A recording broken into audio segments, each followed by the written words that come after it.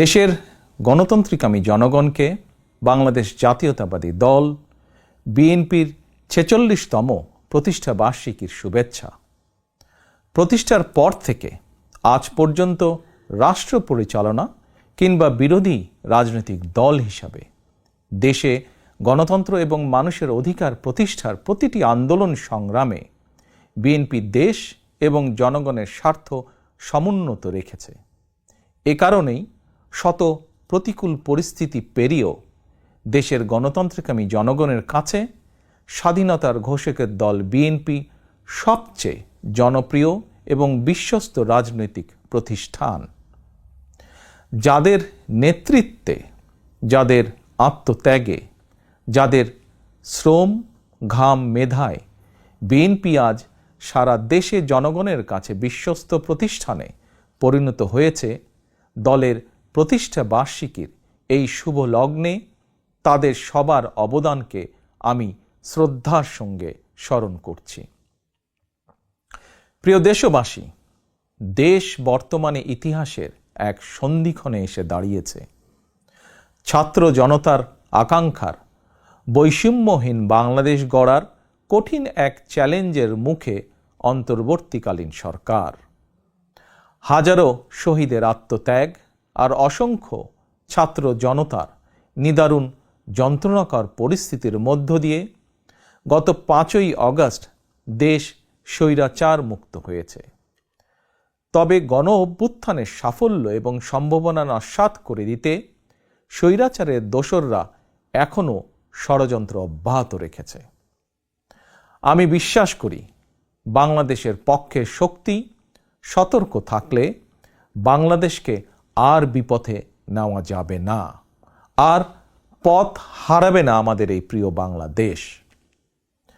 প্রিয় দেশবাসী, ষড়যন্ত্র কিংবা অপপ্রচার চালিয়ে গত ১৫ বছরের অনাচার অবিচার জনগণকে আর ভুলিয়ে দেওয়া যাবে না। রাষ্ট্রীয় স্থাপনা গণভবন ছিল দেশের রাষ্ট্র ও রাজনীতির ঐতিহ্যবাহী স্মারক। গণভবন বর্তমানে স্বৈরাচার হাসিনার দুর্নীতি, দুঃশাসন, অনাচার, অপকর্মের প্রতীক। ইতিমধ্যেই বিভিন্ন মহল থেকে এই গণভবনকে গুম, খুন, অপহরণ এবং গণহত্যার মিউজিয়াম হিসাবে প্রতিষ্ঠার দাবি উঠেছে। ২০০৯ সালের পিলখানায় সেনা হত্যা থেকে শুরু করে ২০১৩ সালের শাপলা চত্বর হত্যাকাণ্ড, ২০১২, ২০১৪, ২০১৫, ২০১৮, ২০২২ এবং ২০২৩ সালে গণতন্ত্র পুনরুদ্ধার আন্দোলনের সময় গুম ও বিচার বহির্ভূত হত্যাকাণ্ড, ২০১৮ সালের কোটা বিরোধী আন্দোলন এবং নিরাপদ সড়ক আন্দোলনে ২০২৪ সালে গণ অভ্যুত্থানে শহীদ এবং গুম হওয়া মানুষদের স্মৃতিগুলো এই মিউজিয়ামে সংরক্ষিত থাকবে। অবৈধ ক্ষমতায় থাকার জন্য বাংলাদেশে আর কোনো শাসক যাতে স্বৈরাচারী হাসিনার মতন বর্বরচিত পথ অনুসরণ না করে, ভবিষ্যৎ প্রজন্মের কাছে এই মিউজিয়ামেই সেই বার্তাই বহন করবে। প্রিয় দেশবাসী, অন্তর্বর্তীকালীন সরকার যখন গণ অভ্যুত্থানের আকাঙ্ক্ষা বাস্তবায়নের পথে রয়েছে, এমন সময় হঠাৎ করেই চাপিয়ে দেওয়া বন্যা পরিস্থিতি দেশের পূর্বাঞ্চলের বিস্তীর্ণ অঞ্চল গ্রাস করে নিয়েছে। বন্যার করাল গ্রাসে প্রায় ১ কোটি মানুষ কম বেশি ক্ষতিগ্রস্ত হয়েছেন। অনেক মানুষ মারা গিয়েছেন, বিনষ্ট হয়েছে সম্পদ। এমন পরিস্থিতিতে সাধ্যমতন বন্যার্তদের পাশে দাঁড়াতে বিএনপি প্রতিষ্ঠা বার্ষিকীর সকল কর্মসূচি বাতিল করেছে। ইতিমধ্যে কোনো কোনো এলাকায় বন্যার পানি কমতেও শুরু করেছে। ফলে যারা বন্যায় ক্ষতিগ্রস্ত হয়েছেন, এই মুহূর্তে তাদেরকে বন্যা বিধ্বস্ত ঘরে ফেরানো কিংবা তাদের পুনর্বাসন প্রক্রিয়া বন্যাকালীন পরিস্থিতি থেকেও কিছুটা জটিল। সুতরাং আপনাদের কাছে আমার বিনীত অনুরোধ, আপনারা বন্যায় ক্ষতিগ্রস্তদের প্রতি আপনাদের সহযোগিতা দয়া করে অব্যাহত রাখুন। সমন্বিতভাবে ক্ষতিগ্রস্তদের পাশে দাঁড়ান। বিশেষ করে যেসব পরিবারে নারী, শিশু, বৃদ্ধ কিংবা বৃদ্ধা রয়েছেন, অগ্রাধিকার ভিত্তিতে তাদের প্রতি দয়া করে সহায়তার হাত বাড়িয়ে দিন। সফলজনকভাবে বন্যা পুনর্বাসন প্রক্রিয়া সম্পন্ন করতে একজন নাগরিক হিসাবে সরকারি উদ্যোগ বাস্তবায়নেও দয়া করে সক্রিয় ভূমিকা রাখুন। প্রিয় দেশবাসী, রাষ্ট্র, রাজনীতি, শিক্ষা, সংস্কৃতি, অর্থনীতি, জনপ্রশাসন, বিচার বিভাগ সকল ক্ষেত্রে দেশকে এক নৈরাজ্যকর অবস্থায় রেখে স্বৈরাচারী হাসিনা পালিয়েছে। দেশকে একটি ঋণ নির্ভর, আমদানি নির্ভর, পরনির্ভর করে রেখে স্বৈরাচারী হাসিনা পালিয়েছে। শুধুমাত্র একজন হাসিনাই পালিয়ে যায়নি, তার বিনা ভোটের মন্ত্রিসভা, বিনা ভোটের সকল এমপি, এমনকি তাদের নিয়োগ দেওয়া বায়তুল মোকাররমের খতিব পর্যন্ত পালিয়েছে। দেশের এমন নজিরবিহীন ভয়ানক পরিস্থিতি অতিক্রম করে জনগণ এখন সম্মান এবং সমৃদ্ধির পথে এগিয়ে যেতে চায়। তাই দেশকে জনতার কাঙ্ক্ষিত বাংলাদেশে রূপান্তর করতে রাষ্ট্র সংস্কার কার্যক্রমের কোনোই বিকল্প নেই। তবে রাষ্ট্র সংস্কার একটি চলমান, দীর্ঘমেয়াদী এবং ধারাবাহিক প্রক্রিয়া। টেকসই এবং কার্যকর উপায়ে রাষ্ট্র সংস্কার করতে হলে সংস্কার প্রক্রিয়ার সঙ্গে অবশ্যই জনগণের প্রত্যক্ষ অংশগ্রহণ থাকা জরুরি। গণতান্ত্রিক বিশ্বের দেশগুলোতে জনগণের ভোট প্রয়োগের অগ্রাধিকার নিশ্চিত করার মাধ্যমে রাষ্ট্র সংস্কার কার্যক্রমে জনগণের অংশগ্রহণ নিশ্চিত করা হয়ে থাকে। কারণ একটি গণতান্ত্রিক রাষ্ট্রে সরকার এবং জনগণের মধ্যে কার্যকর সেতুবন্ধন হচ্ছে জনপ্রতিনিধিত্বশীল জাতীয় সংসদ।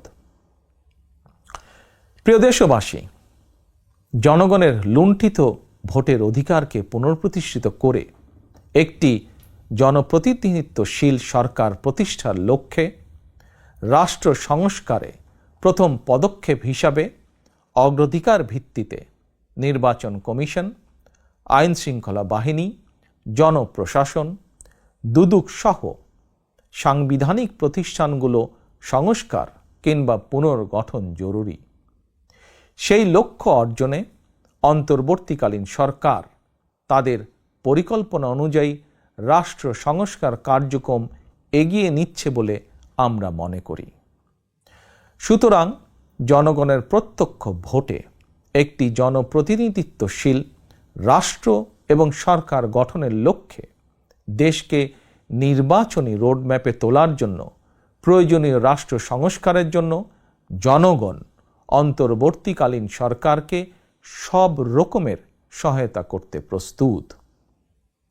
প্রিয় দেশবাসী, আমি মনে করি, আমাদের দল বিএনপি মনে করে, রাষ্ট্র সংস্কারকে কার্যকর করতে হলে দেশের রাজনৈতিক দলগুলোর দৃষ্টিভঙ্গি এবং কার্যক্রমেও স্বচ্ছতা নিশ্চিত করার বিষয়টিও উপেক্ষা করার কোনোই সুযোগ নেই।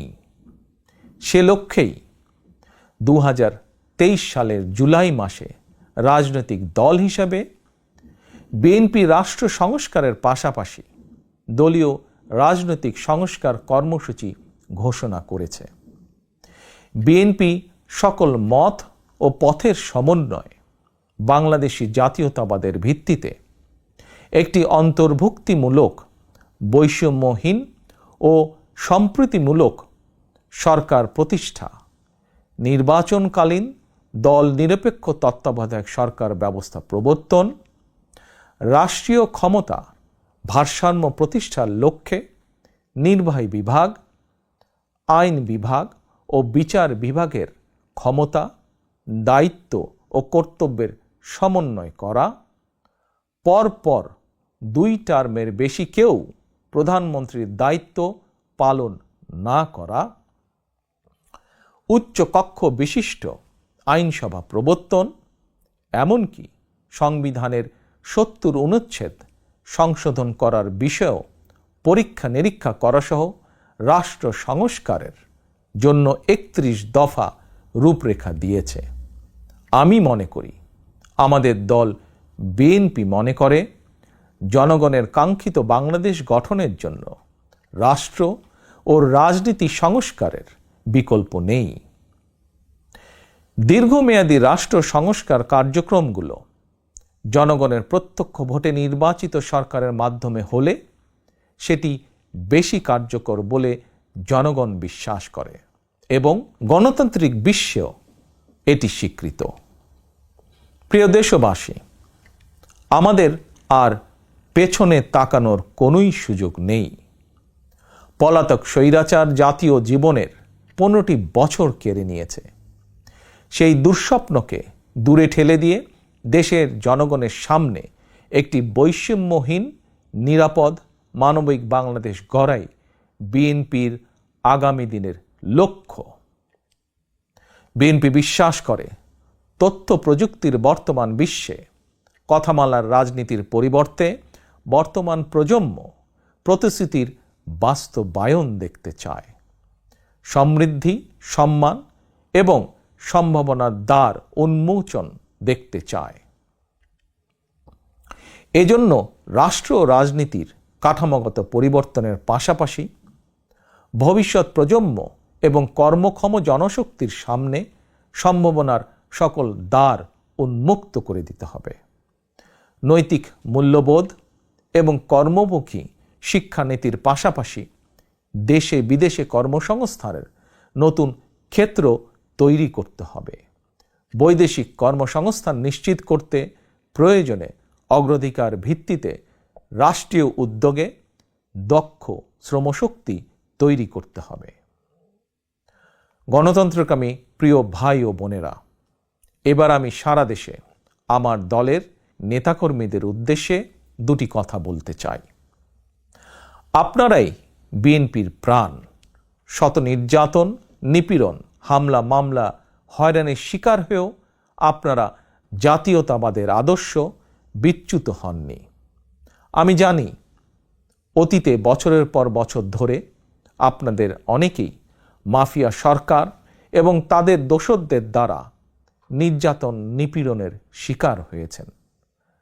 তবে বর্তমান পরিবর্তিত পরিস্থিতিতে আপনাদের প্রতি আমার একান্ত অনুরোধ, অতীতে নির্যাতনের শিকার হওয়ার কারণে আপনারা কেউ দয়া করে প্রতিশোধ পরায়ণ হবেন না।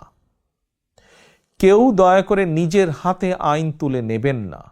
বরং অন্যায় অবিচারের শিকার হলে আইনগত পদক্ষেপ নিন। তবে খেয়াল রাখবেন, কেউ যেন হয়রানিমূলক মামলা হামলার শিকার না হন। আপনাদের প্রতি আমার স্পষ্ট বার্তা, শক্তি কিংবা ভয় দেখিয়ে নয়, বরং ইনসাফ এবং উদারতা দিয়ে মানুষের মনকে জয় করুন, জনগণের ভালোবাসা অর্জন করুন। পরিশেষে বিএনপির 46তম প্রতিষ্ঠা বার্ষিকীর এই শুভ লগ্নে আমি বলতে চাই, স্বাধীনতার ঘোষকের প্রতিষ্ঠিত দল বিএনপিকে mother of democracy Begum Khaleda Zia দেশের 87,000 গ্রামের প্রতিটি ঘরে ঘরে পৌঁছে দিয়েছেন। সেই দলের পতাকা এখন আমার, আপনার, আমাদের হাতে। এই পতাকা এখন শুধু বিএনপির দলীয় পতাকাই নয়, বরং এই পতাকা এখন দেশ এবং জনগণের স্বাধীনতা ও অধিকার রক্ষার প্রতীকে পরিণত হয়েছে। সুতরাং যারা এই পতাকার মর্যাদা সমুন্নত রাখতে চান, তারা কোনো প্রকার অনৈতিক কিংবা অনধিকার চর্চায় লিপ্ত হবেন না। বাংলাদেশের জাতীয়তাবাদী শক্তির সকল স্তরের, সকল পর্যায়ের প্রতিটি নেতা, কর্মী, সমর্থক, শুভাকাঙ্ক্ষীকে মনে রাখতে হবে, জনগণ বিএনপিকে বিশ্বাস করে, বিএনপিও জনগণকে বিশ্বাস করে। কারণ জনগণই বিএনপির সকল রাজনৈতিক ক্ষমতার উৎস। আল্লাহ হাফেজ। বাংলাদেশ জিন্দাবাদ। বাংলাদেশ জাতীয়তাবাদী দল জিন্দাবাদ।